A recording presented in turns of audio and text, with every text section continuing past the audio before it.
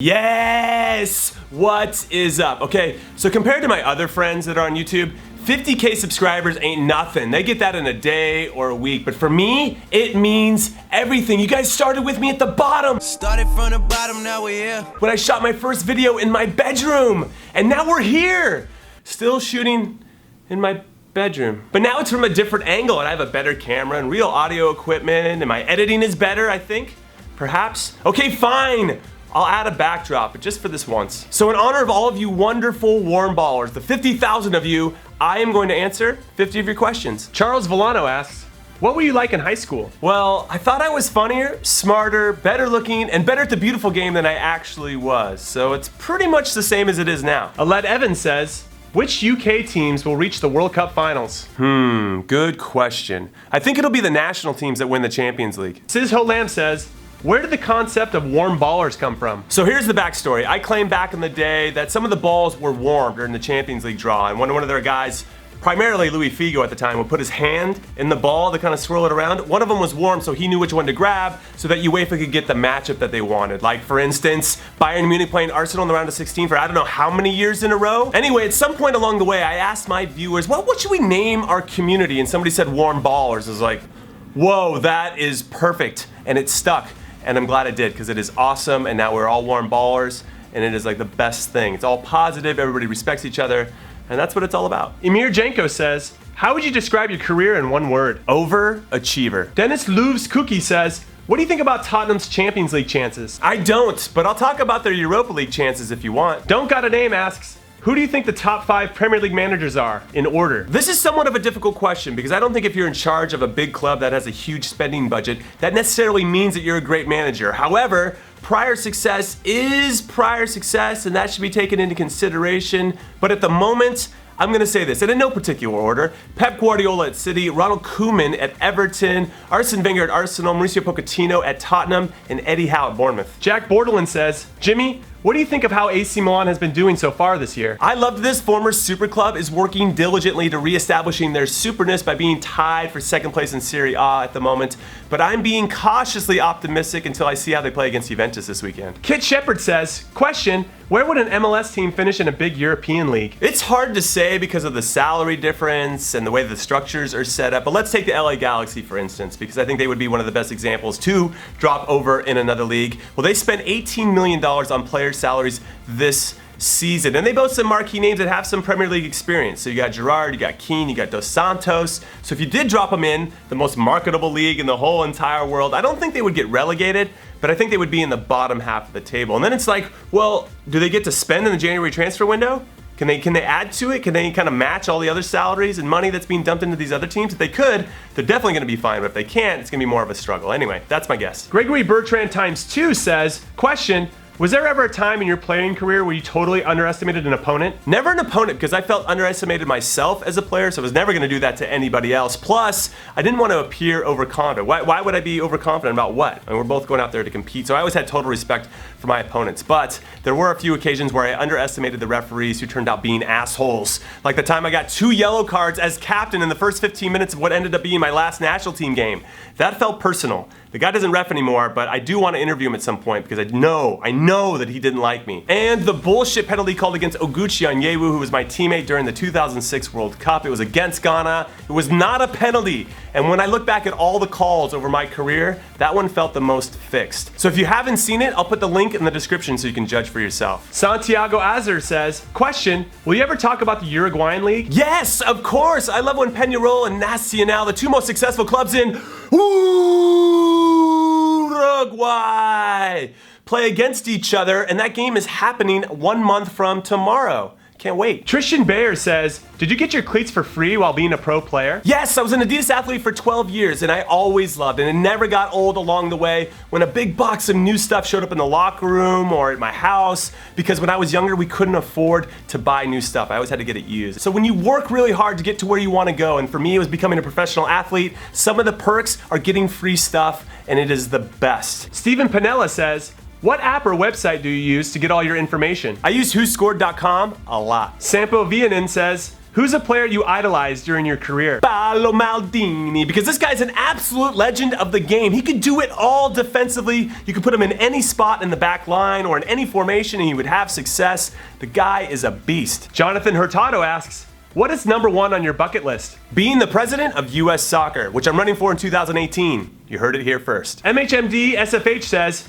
yo Jimmy, do you think Mourinho's park the bus style of play is outdated? I do think in many ways, Mourinho is a victim of his own success, and his stubbornness and his confidence, which comes from all of his prior success, is blocking his ability to get the most out of his current team. Christian Bailan says, LA pickup game soon? This is a must, so let's get something going. I'll be there over the winter break, closer to New Year's, so hit me up on Twitter. Vincent Colin asks, what's your favorite Dutch player and team? My favorite Dutch player of all time is probably Marco van Basten, and my current favorite player is probably Klaas-Jan Huntelaar, because that guy's on, he is so good. He scores goals, both feet, just really, really good. And then my favorite team in the Eredivisie is Go Ahead Eagles, because that name is A+. I mean, why wouldn't you support them? Go ahead, tell me. VFB Phillips says, are you still in touch with Ryan Bailey? And if so, can you maybe make a video with him? Yes, and we're working on something. Daniel Ayala says, which league do you believe is more popular? Liga MX or MLS? Which is more entertaining? At the moment, I would say Liga MX because they've been around longer and the sport is the most popular in Mexico. But in terms of entertainment, I think it just depends on the week because I've seen some killer MLS games this season that would rival anything I've seen in Mexico or anywhere else. Lucas Chromiak asks, my question is, how did you keep motivation to keep improving your game as a player whenever you kept hitting roadblocks? There were two ways. First, I would think about all of the people out there who thought that I wasn't good enough to do it, and that would always motivate me to get outside and work on my game and to do more than anybody else because I wanted to prove them wrong. Second, to this day, I still believe that no one has the right to tell you what you can or can't be good at. It's up to you and you only, which is why I'm so proud of this milestone of 50,000 subscribers because I'm having to prove myself all over again, and your continued support is validation that I'm good enough and that I'm on the right track. Atomic Tortoise says, Jimmy, if you could have played on any team in any year, what team would it have been? The 1999 World Cup winning U.S. women's national team, because winning a World Cup on your home soil must be next level. I mean, I would have worn a sports bra and everything. No big deal. Jack Martin says, we have a five-a-side team called Warm Ballers. Will you play for us? Because we only have 4 players. Sad face. This is the best thing I've heard all day. I'm in. When's our next game? Museum says, Jimmy, you're awesome. I know. Beretta92F says, weren't you gonna post a video on who should be in the team of the week on foot? Thanks for asking, because I meant to bring it up on Monday and I forgot. But I shot it, I edited it, I sent it in, and then EA and I had a conversation. We watched it a few times, and we just think we should up the production value on it so you guys get the goods. So look for it next week. Danny SLB80 says, question, in a country with less tradition in football/soccer like the USA, why did you decide to be a footballer? Because my grandparents on my dad's side were Danish, and they planted the seed on how great this sport is and how you can be any shape or size or speed or from any religious background or from any country or culture, or you can be rich or poor and still have success. Samander Olimjonov says, Zlatan in his prime or Rooney in his prime? Zlatan. Camo Washington asks, do you still sit on your pink chair? The pink chair needs some maintenance, so I'm rocking the blue chair right now. Arsenal says, what are your favorite YouTubers? Well, my friends for sure. So like everyone that played in the Wembley Cup and then F2, Casey Neistat, KSI, Desimbedidos. And then I've been taking deeper dives in like Gary Vee and iDubbbz and Roman Atwood and Phil DeFranco. And it's not always about what they're saying in their content, but it's how they get their message across. How are they editing? What's their style like? Are they true to their voice? All the little things like that. And then any how-to Premiere Pro videos so I can learn how to become a better editor. And frankly, I'm just a big fan of anyone that has the courage to put themselves out there on YouTube. It's not easy. Leo Sebastian says, what did you have for breakfast? I'm gonna come off like such a hipster by saying this, but I had non-fat plain yogurt with raspberry jam and pumpkin granola swirled in. Jack Lefebvre says, love you Jimmy, but get a legit backdrop or make a return to the shed. Ask and you shall receive, Jack.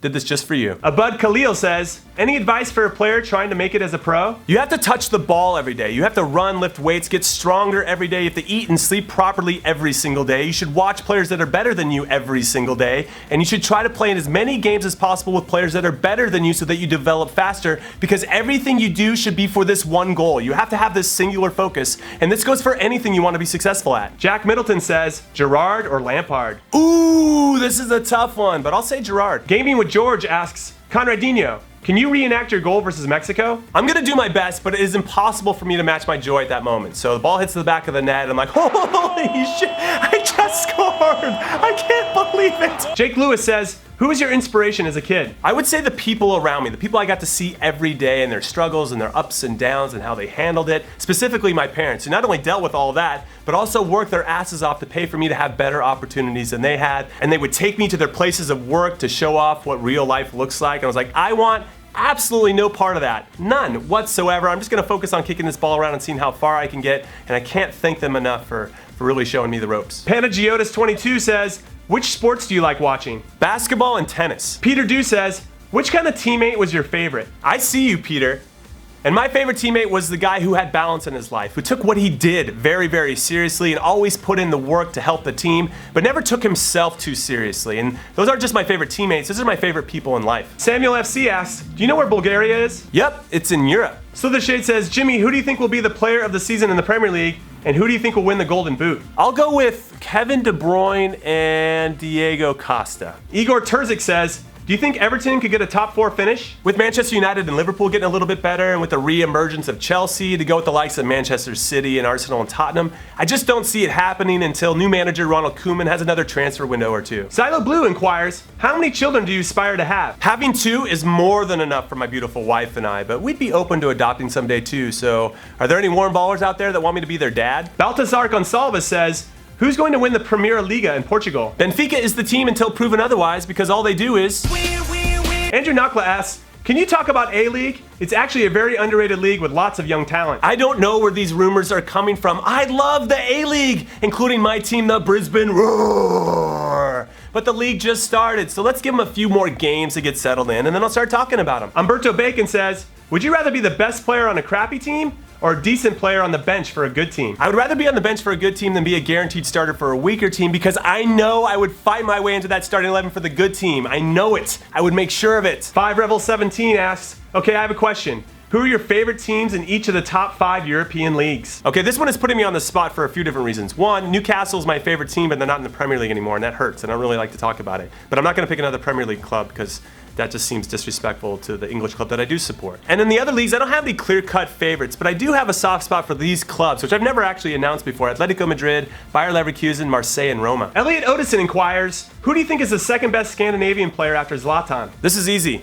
The Lord Bentner. Wakar Shazub says, would you quit YouTube to become a coach, or would you do both? If the right opportunity presented itself, I would definitely consider coaching, but I'm not sure you could do both at the same time and be successful at both, which gets us back to that singular focus idea. Joseph Cobb says, you say ask anything. Clear answer. Why did you leave Kick? Creative differences. Creative differences is not a clear answer, Jimmy, says Josie 1996. All right, that's fair, but it's the quickest way to describe what happened. We got purchased by another company that had different ideas than I had about my role moving forward, so we mutually agreed that it was time for me to move on, which happens all the time with teams and players when a new coach comes in. So I'm sure they're doing great things, and I wish them the best. Silver Derp wants to know, real question, how far behind Arsenal will Tottenham be? 2 places. Daryl Velez inquires, Jimmy Conrad, my question is, what is the difference of the MLS playing type different from international football? I'm reading your question as what's the difference between the club level like MLS and the international level like your national team, and it's the speed of play.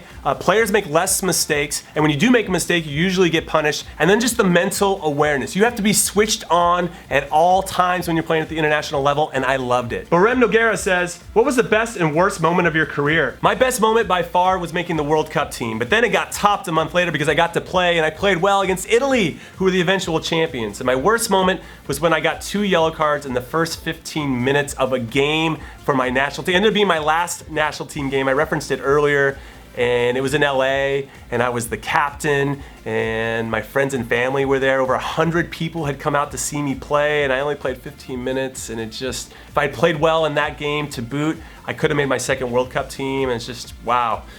It's really disheartening. Anyway, that last part was pretty sad, so let's end it on a positive. Thank you guys for the great questions. Thank you for all of your support. Thank you to Mikko and Anthony and John and Mike K and Mike B and Jacob and Chris and George and Fabio for all of their help, for helping me get better at this craft. And again, thank you guys so much for helping me build this amazing Warm Ballers community. I love you all. Later.